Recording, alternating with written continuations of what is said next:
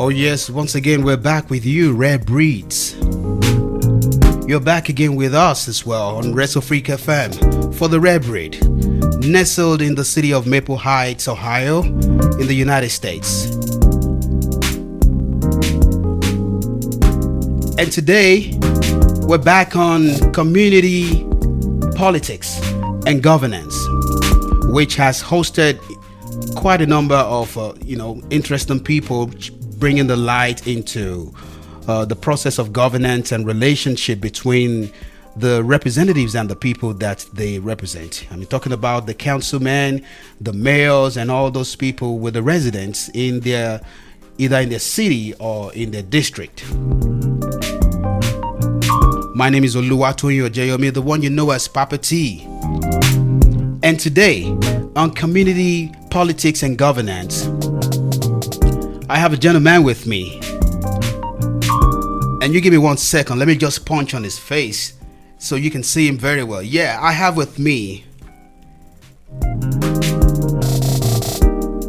from the neighboring city. It's actually difficult to draw a line between Maple Heights and Garfield Heights. And just in case you don't know, when you drive about 2-3 minutes from my house on Turner Road, you'll be leaving Maple Heights and you'll find yourself in Garfield Heights. So it's so difficult to separate Maple Heights from Garfield Heights. I've had that issue for a long time. So this evening on community politics and governance, I'll be doing a bit of border crossing, and I hope the Rare Breeds in the city of Maple Heights would allow me to do this. Yeah, don't worry, I'll be back home, don't worry. But just for a brief minute, I want to cross over and have a chat, have a conversation with a distinguished man in the city of Garfield Heights, serving people in district Ward 4. I am in District 1 in Maple Heights.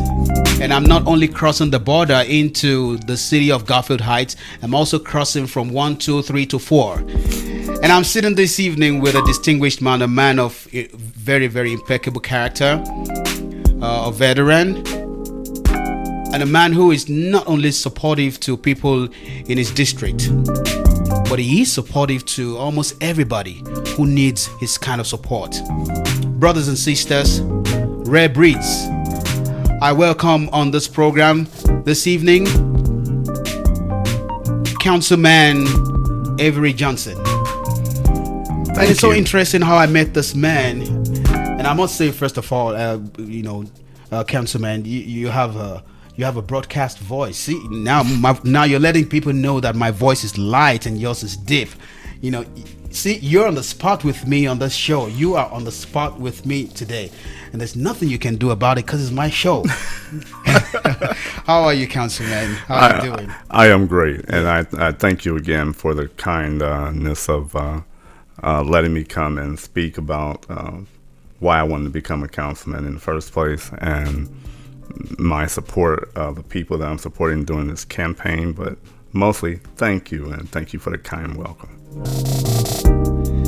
So, well, it's my pleasure, and I thank you too for coming. It's such a huge, honor, because when I was having a conversation with our mutual friend who decided that we needed to know, someone of your stature, and your pedigree. I wasn't expecting it. I was actually going to have an interview with the mayor, Burke. Yes. The city mayor of the city of Maple Heights. It was all set up. And then we found out that it was impossible to get hold of him because day and night before and after the election, he's really, really busy. This is true. Yeah. And then the person, Jen, she told me, oh, you need to meet Mr. Avery Johnson. You need to talk to him. You need to do this. And then it occurred to me that at human level, I might be thinking of interviewing the mayor, but trying to interview the mayor might just be the pathway to interview the right person that was, divinely positioned for me to have a conversation with. Oh, you're too kind. And that's why we're here today. And so he called me up, we talked, and it felt like I had known Mr. Avery Johnson almost all my life. We talked, and yeah, and this is the first time we're physically getting together. But when it's a divine thing, it feels like forever, especially when it's destined to be. So I want to ask a question first. Sure. Mr. Avery Johnson, where are you coming from? Ooh, wee. Where are you coming from? You live in the city of Garfield Heights. For how many years? I've been a resident of Garfield Heights for 20 years. Me and my wife and our children, we had two that grow up there with us in Garfield, Shantae and Jonathan, our son, and they're all grown and out of the house at this time, and we're thrilled to death to have the place to ourselves. Right. So prior to this time, what have you been, busy with? What have you been doing prior to this moment where we're talking about politics, we're talking about the language of being a councilman and all that? Can you tell us a brief story of where you're coming from? What have you been doing? Just give me an idea. Well, originally I hail from the city of Indianapolis, state of Indiana. I was born and raised there until I was 19. Then I left from Indianapolis after I graduated from high school, of course. Found my way to Cleveland, Ohio. Then from Cleveland, Ohio, I took up residence for about a year here in Cleveland, and that was in the early 1980s. And then from there, I found my way to Central State University, where I graduated from Central State University in 1982 with a bachelor's degree in liberal arts. I was a social worker. I took up a job as a social worker back in Indiana and Marion County Welfare Department in the child abuse section. That was very interesting. So they laid me off, and I found my way going into the United States Army. And when I went into the Army, I began a brand new career. And that career led me to where I would serve. My first duty station, of course, was in Arizona. And from Arizona, I turned around and got stationed in Germany. And I actually lived in Germany for 7 years, where I began to speak the language, and especially Deutschland, or German. And fell in love with the place, didn't want to come back home. My parents were beside themselves, hadn't seen me in years, so they was like, hey, you got to come back home. So eventually I would leave Germany after 7 years of being there, and I had about 10 years of service at that time. I got out, flipped a coin, and moved here back to Ohio. When I got here to Ohio, got bored, went back into the Army Reserves and the Army National Guards eventually. And from there, I would spend the next 15 years in the reserves rather. And then finally, after I did the reserve stint, I got stationed all across the country. One duty station I was at is Fort Bragg. I got in Rockford, Illinois. I just went everywhere. After I got done my duty in Fort Bragg, I was assigned to the 135th Military Police Company out of Brook Park, Ohio. And I was assigned to Iraq during the Operation Iraqi Freedom, where I went in behind the first cav out of Fort Hood in the war. So I won a Bronze Star for combat operations in Iraq. And after I left Iraq, I came back home. I got married to a beautiful young lady by the name of Rochelle Moreland Johnson. And Rochelle, along with my oldest daughter, had 4 children already. So we raised our children over the last 20 some odd years together and been married ever since. After that, my return to the States, I took employment with the Department of Youth Services. I became a correction officer with them. After I became a correction officer for about 2 years in the department, I got promoted to social worker. I did that for 10 years. And then after I got done being a social worker, I decided that, hey, look, I wanted to be an administrator. And I ended up my career there with them as an administrator with the Department of Youth Services. So that then turned around, led me to retiring in 2019. Come 2019, I decided that I was going to go home, sit down, and just enjoy retirement. Unfortunately for me, or fortunately, if you look at it that way, incident took place in Garfield where one of the city council people resigned. Prior to this, though, of this person resigning from council, I was already involved in my community because of a big issue that took place on 102nd Street. On 102nd Street, a majority of the homes there were flooding. So because of that flooding, people were looking for someone to approach the city and the mayor at that time, which was Mayor Longo. And they asked me if I would speak with him about that flooding. Well, I initially took my grievance to the mayor. They initially fixed part of the problem by putting in a braking system inside of our street. But the water would sit on top of the street and it would back up into the homes anyway. So that led me, the Longo, he retired, Kalova become the next mayor, comes in, and he says that, hey, look, we will attempt to look at it.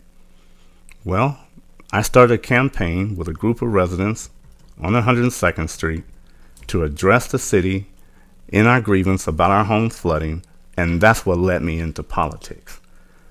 It was all because our homes were flooding. Well, what happened is we actually won our grievance with the city.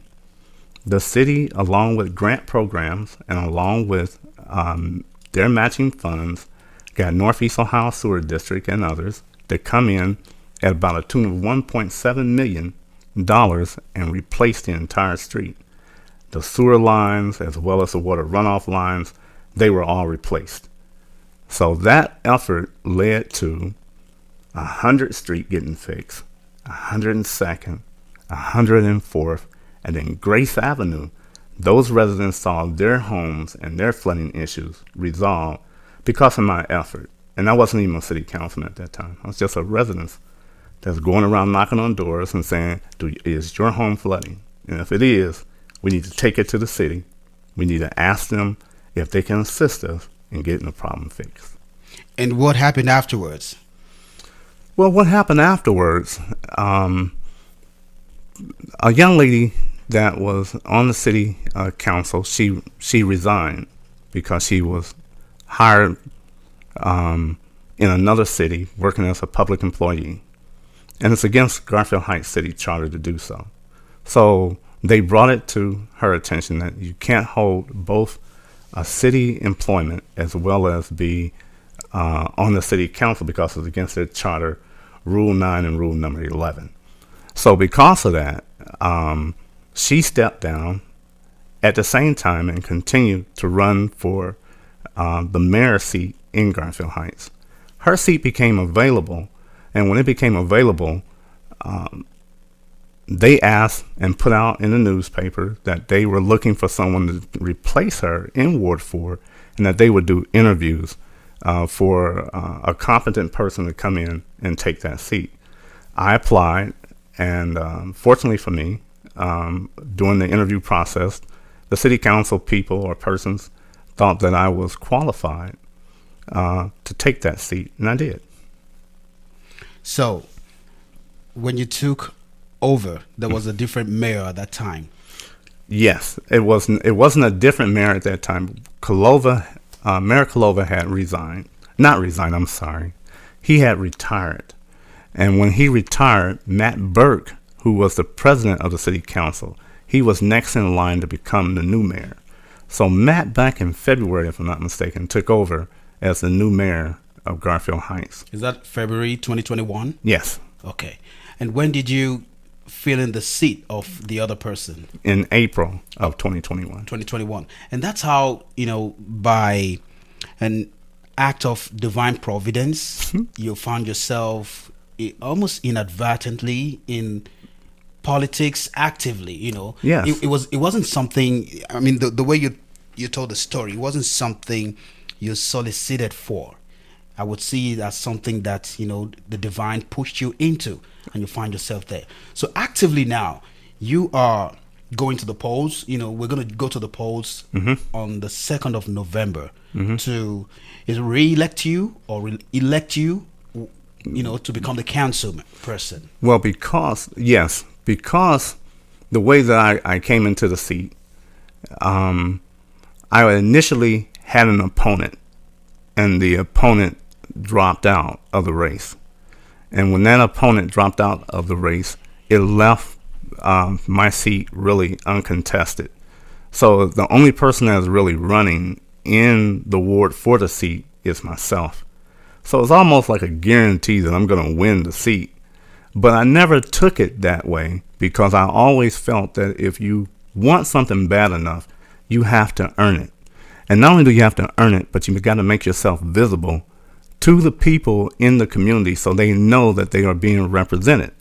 So one of the first things that I did, even though sometime around in March, I imagine that my opponent quit or dropped out of the race, I continued to campaign as if that person was still running against me. So I began to knock on every door in Ward 4. I began to hold meeting sessions with the community by having what we call pop-ups, just like you have the pop-up stores. Well, I began to have pop-up meet your councilman sessions all across Ward 4. I started at your local convenient mom and pop shops, all the way to the convenient mart store on 98th Street, all the way over to Boulevard Convenient Mart on Garfield Boulevard in Garfield. So not only that, but then I began to campaign by knocking on all of the doors from East 85th all the way back down to 90th, from 87th, 88th, 90th, 93rd, 95th, all the way to Garfield Boulevard, back around the Garfield Boulevard, getting into our main sections of our community, which is Turney Road, from Turney Road to Granger, and then back in the heart of my ward, which is places like Plymouth, Park Heights, South Highland Avenue, and if I forget one, the people there are going to bite my head off, but Elmwood. They'll understand. Don't worry. They'll understand. So I just went actively, campaigning, letting people know that, hey, look, you got someone that really cares about this community, someone that's willing to fight for what you believe in, to represent this community. And one of the biggest things I was about was safety. So we have, our safety forces, our police departments, and making them really answerable to the people.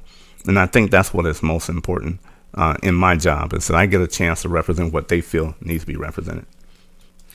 Well, so I've been listening to you intently, and if there's something that I picked, from your body language, it is passion. Yes. It's almost impossible to mistake your, passion. Sure.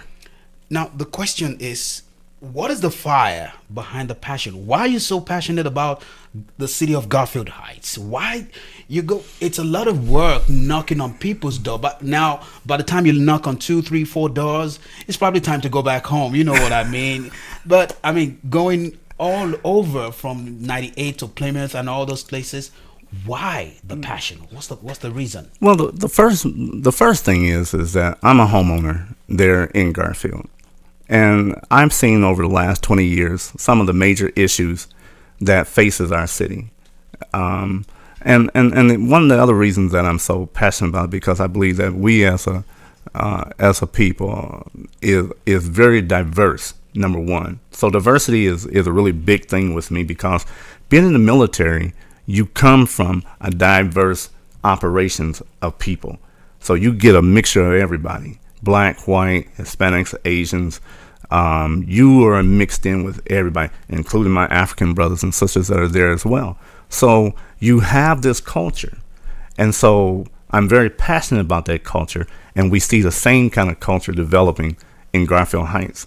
And we see it in our businesses. We see it as well as in our young people that attend the school systems there. And we see it in the residents that live among us in the city of Garfield Heights. So I'm very passionate about representing what I think is going to be the future of Garfield Heights, because we are a budding city. We're a city that has seen big increases. I mean, during the pandemic, we had over 1,000 people or new residents move into Garfield. Out of that 1,000, 500 homes were bought out of that 1,000. When you start talking about diversity, we went from a city that was once majority white, but now today our population is changing. And we now see an increase of where it's 48% African Americans, and then another 46% that is Caucasian Americans, then about 3% Hispanics, and others that are moving into our city. So we're a very diverse city. We're on the rise again as a city because of many things that are taking place, and I'm more than happy to talk about them. And it seems to me actually that a lot of things are, taking place, Yes. and also taking shape. Yes. In Garfield Heights. Take for instance, I moved on to Turner Road about 8 years ago, 7-8 years ago, and Garfield Heights axis of Turner Road was in a very terrible shape. The roads and also the roads off, Turner Road going into, East 98th and all that. Yes. But I have seen a lot of transformation in about 8 years. Yes. That are very significant, such that I believe that it must have raised the value of the city of Garfield Heights as a whole. Now, what are some of the challenges you believe are still in existence at the moment? And what are your plans, as far as your, ward or district is concerned? What are some of the problems? What are some of the challenges you've identified? And how do you intend to deal with them when you're coming, after the 2nd of November? Well, like any city, Garfield Heights is not immune to the challenges of safety. And when I talk about safety, I'm talking about where there's crime that's being committed. Garfield sits in a very precarious location. We border, of course, Maple Heights, Warrensville. Then you have across the Valley View Bridge coming into Garfield Heights as well. And then you have the big one, which is Cleveland. And so we're a city that people encompass all the time and come through it. And unfortunately for us, in many cases, a lot of the crimes that is committed comes from outside of Garfield. It's actually not taking place within Garfield. But like anybody, we have to deal with crime. That's number one. Number two, we have to ask for representation in our forces that looks like us, because, again, you want to be a representation of the people that actually live there in the city, and they need to see that in their police and fire departments, as well as in city government, as well as in city administrations. So we're looking to grow the amount of minorities that are a part of our city government as well. So we're looking to increase that as well. And so that is something that is high priority for us. And at the same time, we're looking at other things that's going to help our city. It's businesses, both small and large. Me and Matt Burke have sit down and talked on numerous occasions about how do you do that. So one of the things that Matt has pointed out to me always is that, hey, Avery, look, we're Garfield Heights. We're about the same size as Westlake. And he said, what is one of the first things that you see when you enter into Westlake? He said, one of the first things you see is that you see industrialized buildings everywhere. And so with industrial businesses, there comes taxpayers. Those are people that are on their payrolls in those industrial businesses, and that lends to more revenues for the city. Well, that's what we're trying to do in our reimagining Garfield Heights, for instance. We're looking at, again, bringing in industrialized businesses, and that's one of the things that Matt is pretty high about, and that's why we have City View, which used to be where Walmart is now completely gone. We now have a new incorporation of businesses there, and they are industrialized based businesses.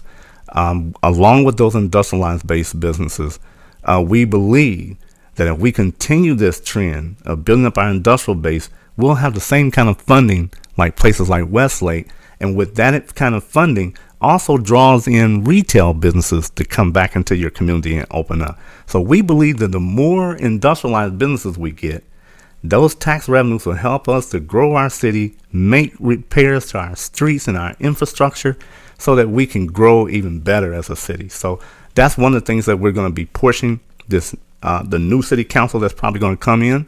We're going to really push for those type of things to make our city grow even more. One of the other things, too, that we're going to be looking at is continuing our services for our senior citizens. The mayor also talks to me about this all the time. He said, Avery, how come we can't have a brand new senior citizens building built right here with an amphitheater inside of it and activity rooms built inside that new center for our senior citizens alone? But we have a great programs there already, but a new facility would be just great. A new justice center, something that he always talks about, instead of a building that's leaking. So we're going to have to go eventually in the future and talk to our residents and get them to understand, yes, our taxes are high, but at the same time, if we want to be a trending city, we have to look at how we're going to bring in revenues and not overburdeningly tax our senior citizens, but we do have to look at those that are hold jobs and are working and say, hey, look, guys and ladies, we want the best like everybody else has. So what do we have to do in order to get it? So we're going to go to you and we're going to ask you, hey, how can we go about? Let's brainstorm together, everybody, and let's make this thing happen for the future. Let's brainstorm and make new things happen. Yes. And that's how we actually make things happen. That's how we move things forward, when the right minds come together, to address a specific or, issue and Sure. proper ways to, overcome the challenges. Mm-hmm. And that takes me to your relationship with the city mayor, Matt Burke.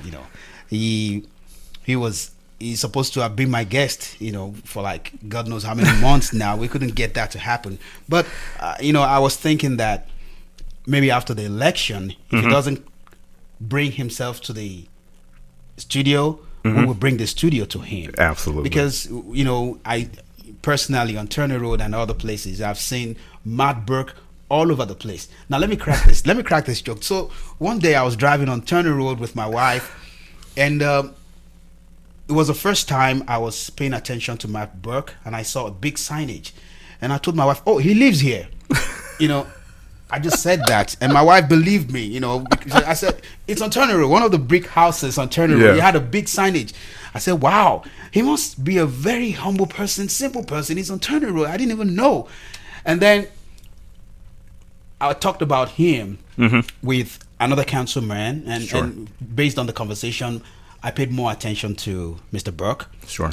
And the following day, I found out that I saw almost the same signage all over the place. And I said, man, I need to go back home and tell my wife, he lives everywhere. He lives everywhere. He really does. Yeah. But And that's a reflection of how people are proud to Yes. associate with the sitting mayor. yes. And he's seeking re-election now. Yes, he is. He's coming back. And I see his signage sprinkled, all over Turner Road. That I ask myself, why go to the election again? Why not just let it happen? But it takes me to this question. Sure. Why are you so passionate about supporting Matt Burke for re-election? What is the connect? What is the intention? And what do you see happening from the synergy? I think the thing that attracted me to Mayor Burke was his genuineness. That was first. Secondly, he's an intellectual. He's very intelligent. He's a very smart person. But he has a very keen eye towards business and how to negotiate business deals to help bring those businesses into Garfield. But then there was something that really took place with us is that me and Matt was out and about on Granger Road, knocking on doors. For those who did not believe that he actually does campaign by knocking on doors, he does. And he went to one of my neighbor's homes. Her lights have been out on Granger Road for approximately 2 years. Excuse me. And we went, looked at the light poles, got the numbers from the light poles, and I told him I already filed this with our electric company there. And I asked them to research that for me and let me know how long these lights actually been out. So they said they would get back with me. So when I told the mayor the story, he says, well, let me have the reference numbers that you took. Tell me who you talked to. And he says, I'll follow up on it. That was on a Friday. On that Monday evening, following Monday, I happened to drive past that particular area where 2 major lights was out on Granger in front of this lady's home. Them lights were on. And I was astonished that he had actually went and called and made reference to the fact that those lights had been out, and he got them on. So he's not only was he personable to the neighbors, he talked to them, he actively listened to their problems. And so I'm observing him, looking at him, and how he interacted with people. That was really key. Secondly, Matt is the type of guy that also operates off of his military training. He has what we call where he pays attention to details. Oh, he's a veteran too. He's a veteran too, Oh, and nice. he served in the Army Reserves, but he is definitely a veteran. And so we have that kinship between us that both of us are 2 military guys. Secondly, or thirdly, should I say, Matt won me over one day by this real simple thing that he did. So I've seen his interaction with people. I've seen how he handles issues and problems, and how he directly will pick up his phone, make a phone call, and say, hey, let's get this taken care of for people. But one day, me and him was campaigning on East 86th Street, and we were coming back away from a person's home and walking down these steep steps. And I happened to look behind me. I'm like, Matt, what's wrong with you? I said, you don't seem yourself. He says, well, Avery, it's been a rough day. People have been attacking me about a park there in Garfield where he had a lock put on that park. And what had happened is that there was a charter school there, I do believe it is. And they asked if they could take their kids out there in that park if they cleaned it up. Well, the people cleaned the park up. The park hadn't been open in 10 years or more. And they went in and did a fantastic job of cleaning up this park. So the mayor said, yes, we'll let them use that park. But then at the evening time, we're going to lock that park back up for safety reasons. So Matt was upset that people were attacking him for not allowing them to readily just use that park. But then he had a reason why. So I challenged him. I said, hey, well, Matt, everybody else get to use that park. I mean, in any other open park in the city. He says, well, Avery, he says, you on that too? He's like, I can't believe it. He says, man, look, I'm trying to do what is right here. He says, but if you think I should open that park back up, he says, okay, I'll open it. I said, no, that's not what I'm asking you, Mayor. I said, what do you think should happen with that park? And he says, well, Avery, he said, I'm going to tell you something. If I got to lose this election for locking that park up, I'm going to lock it up because I don't want to see someone raped. I don't want to see someone murdered. I don't want to see drug activities in there in the evening times. So he says, I tell you what, man. He's like, if I got to lose this election, then I'm going to lock it up. And I immediately, after that, I was done. I was sold. I'm like, this man genuinely cares about the people that lived in that area. He didn't want to see anyone be hurt or harmed. And I said, Matt, you stick to your guns. And whatever happens, I'm going to stand right there with you and support you because you made the best and the right decision. How long ago was that? That was back in August, if I'm not mistaken. Has anything changed? I mean, as far as his position on that No. remains. So I've been thinking to ask you before you leave Yes. this question. Many times, the people we represent, Mm-hmm. the people whose best interest we represent, Mm-hmm. are the first to get into conflict with Sure. us because Sure. they don't see what we see. When I say we, I mean in terms of leadership, Sure. from the perspective of leadership. So many times, leaders who have the best interest of their people Mm-hmm. find themselves at loggerheads with the same people whose interests they represent. How do you handle conflict? Well, one of the ways that I handle conflict is I'm a man of really deep faith. So I pray a lot. So the first thing I ask for is for guidance to deal with those conflicts. Secondly, I look at those that's been there before me. Even though I may not agree with your politics, it does not stop me from talking with you and asking what type of resolutions or solutions did you bring to the table to solve this particular type of a problem. So I'm very open to talking with those that was there before me. And then last but not least, I go ask my wife. Right. I ask my wife. She's Right. my best advocate, and she's my harshest critic at the same time, too.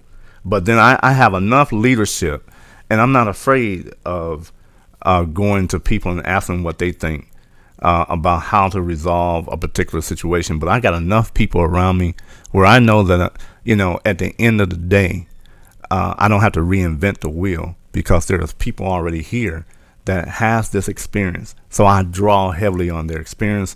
And then at the end of the day, I make up my own mind after I've prayed about it and said, hey, Lord, what is it that you want me to do? I have spoken with quite a number of people, and when I ask them, what's your decision-making process? What's it like? How do you reach a decision, especially when it's very tough? Sure. And one major thing I've heard across the board is, I pray about it, Mm-hmm. and then I ask my wife.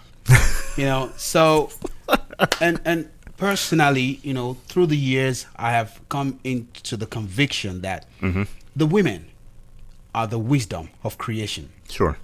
So, any wise man would listen to his wife. I mean, on the funny side, it's always said, a happy wife is a happy home, is a happy life. That's true. But that says a lot. It says a lot. It means that when they support you, when they're there for you, there is no limit to what you can achieve. And then you know that when the days are rough out there, when you have someone like that back home, you can go to talk to, then it, kind of reduces or automatically removes, the challenge at hand until the following day comes. And remember, when you're going out the following day, it's always like, don't worry, it's going to be better today. And for the most part, Yes. it gets better. So I want to thank, on behalf of the Rare Breeds on Resofrik FM, I want to thank your wife specially for giving you the stability that you have. Thank you. The wise, the divine counsel and support she gives you. And on her behalf as well, I want to thank all the women out there who support men of service like you. Well, thank you again. Without those kind of women, you guys cannot function. No. And if you don't function, we the residents cannot benefit That's from true. your leadership. So I want to thank you so very much for coming on Resofrik FM, coming into the studios, and for sharing your passion, because passion is the high point of everything I've shared with you. You've shared with me today. Thank I you see again. your body language. I've seen the things you've said, your plans, your vision for Garfield Heights. It stems from passion. I mean, little reason, you almost don't have any opponent at the moment because, the environment, the people, Yes. and and nature possibly has approved you as the man for the job. Thank you So again. I want to congratulate you, not just regarding the outcome of the election, but I want to congratulate you for the success in the future that I believe is certain. And I hope that after the election, we're going to be able to have you around. Let's discuss what the experience was like during the election, and then we also have post-election conversation. And Look forward to it. Yeah, and on Resofrik FM, we would also like to have you as well. Come from time to time, share with us, developments in Garfield Heights, in your ward, with the people, and also in the city at large. Give us updates so that the people out there, It is really growing. It is really growing, and you'll be surprised at the end of Turning Road and Garfield Boulevard. We have several businesses that are just absolutely booming there, and I am really surprised that I haven't had that I didn't take the opportunity to really shout them all out today. But the next time I come, I look forward to doing just that.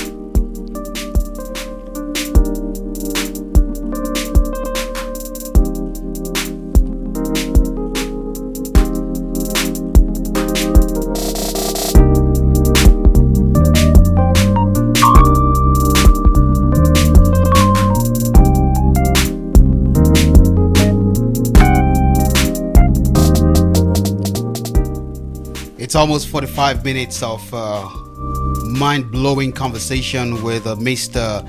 Avery Johnson, a campaigner for the seat of the councilman in Ward 4 in the city of Garfield Heights. I see you took off your headphone. I'm not done with you, Mr. Avery. I'm not done with you yet. Sorry, sir. I'm sorry. I do apologize about that. And you've done justice to so much in about 45 minutes. It feels like we've done just 15 minutes. We've done almost 45 minutes, and time flies. It does. It flies, and it does two things. It flies and it stands still when you're having meaningful conversations. Thank you. On behalf of everybody on Resofrik FM, I want to say thank you once again.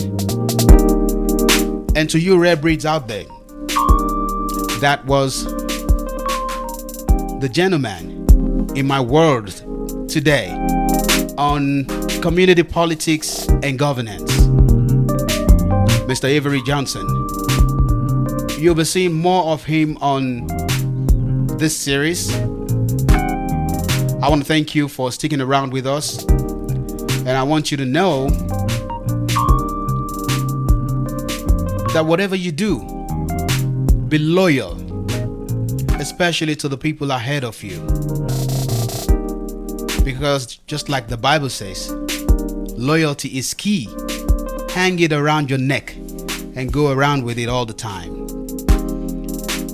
This man is loyal to the mayor, and then I probed and I found out that the reason he's loyal to the man is because the mayor himself is loyal to his feeling and to his conviction of what is best for his people, regardless who understands and who does not. And that is a sign of true leadership, genuine passion, authenticity.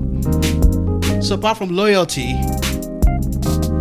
be authentic. And when you're authentic, what that means is not everybody's gonna like you, but even those who don't like you will wish they were you behind the curtain. So remain true, remain loyal, remain authentic, and to yourself be true at all times.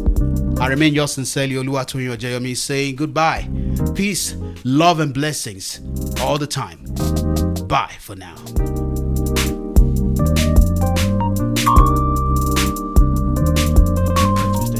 Thank you, sir. Thank you. That was a very nice session. Thank you very much.